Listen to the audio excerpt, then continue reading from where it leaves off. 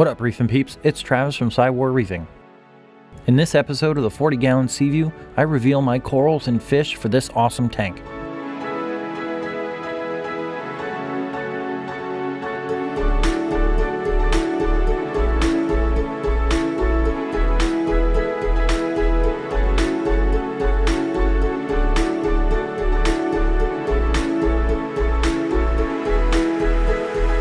If you follow my channel, you may know that I recently broke down my 8-gallon nano tank.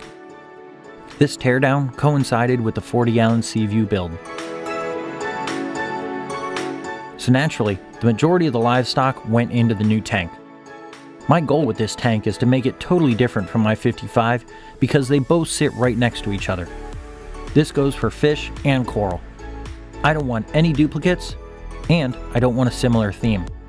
So, for the fish that were transferred from the 8-gallon nano, we've got the firefish, the Rainford goby, the Bangai cardinal, and of course, the boss of the tank, the pygmy angel. I added a few new additions.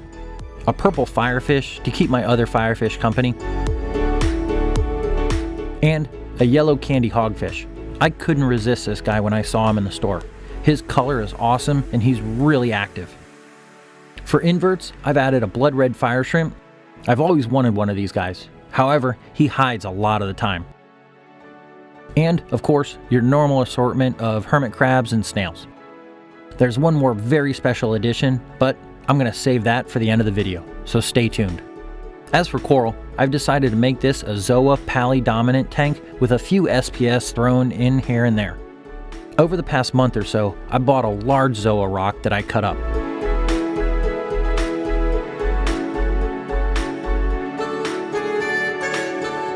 I've also put all the Zoas from the 8-gallon nano in this tank.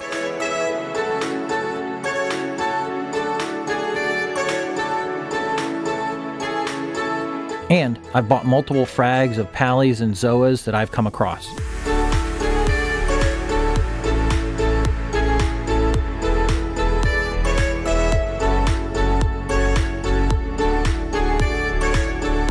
I've moved a few corals from my 55 into this tank for various reasons.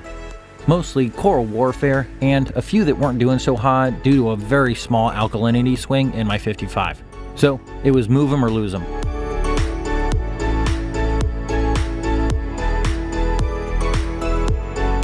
I've also added some random acros I've come across. Most are just no-name acros that I've found for prices I couldn't pass up.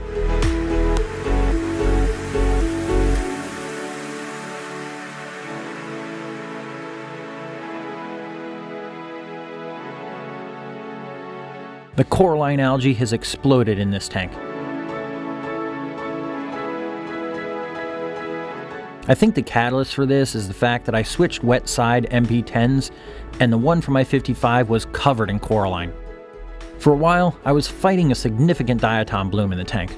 I was actually worried that it wasn't going to go away because of all the non-standard stuff I added to the tank.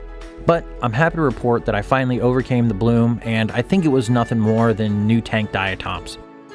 Now, as for the last and most important fish in the tank, this is a fish I've wanted for a long time. They're fairly difficult to get, and this is the whole reason I built this tank. My new Hawaiian golden dwarf moray eel. He came from ACI Aquaculture here in Florida, and he's absolutely awesome. These guys stay relatively small, only getting to about 14 inches long, which is why they're so sought after. It took me months to find this guy, but again, Wayne at What's in Your Tank was able to get it for me. I can't thank Wayne enough. Now, I know these guys can be jumpers, so in order to combat that, I came up with an idea to weigh down my screen top. The frame for the top is hollow, so I filled it with sand and then sealed the ends with silicone.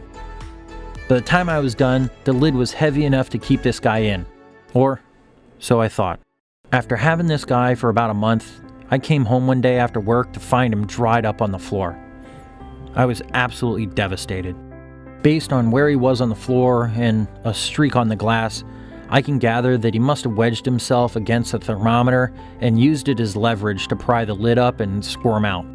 He wasn't even long enough to reach the sand bed and use that as leverage. I couldn't even look at the tank for a week. This was a fish I had been pining over for a long time. I felt incredibly responsible for its death. It hit me really, really hard. In fact, I was taken back by how bad it affected me. I'd lost fish before. We all have. But they've always been just fish.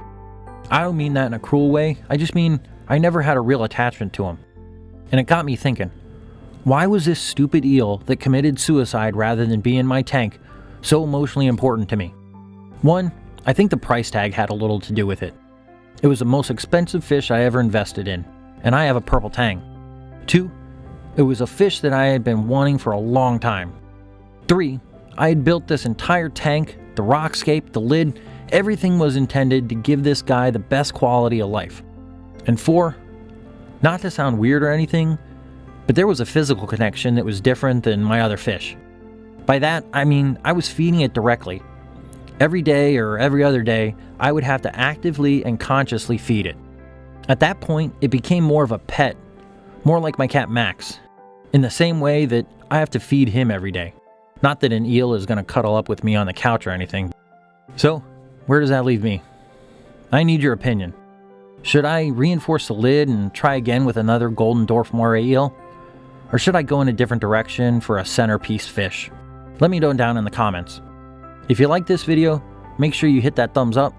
And if you want to see more of my 40-gallon C-Vue tank, stay tuned by subscribing. The next episode is going to be an overview and review of all the equipment I'm using on this tank, including the tank itself. Until the next video, stay salty, reefing peeps.